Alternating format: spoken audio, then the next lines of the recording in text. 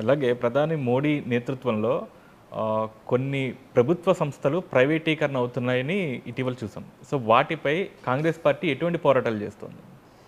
సే BHEL కానీ, HAL కానీ ఇటువంటి ఇన్స్టిట్యూషన్స్ అన్నీ కూడా నెహ్రూ గారు పెట్టినటువంటి ఏంటి ఎఫ్సిఐ కానీ 1968లో ఫుడ్ని అంతా జాగ్రత్త పెట్టుకోవడం కోసం దాని ముందు విదేశాల నుంచి మనం తెచ్చుకునేవాళ్ళు మన పండిన పంటని నిల్వ పెట్టుకునేటువంటి అవకాశం లేక పాడైపోయేది.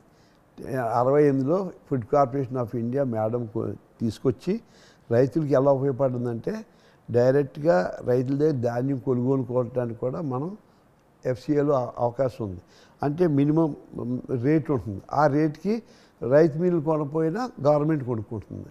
దానికి అధికంగా ఉంటే రైస్ మిల్లోడు కొనుక్కుంటాడు. అంటే రైతుకి ఇబ్బంది లేకుండా నేనున్నాను, ప్రభుత్వం నీ పంటకి రైతుకి నేనున్నాను అనటానికి ఎఫ్సిఐ పెట్టింది.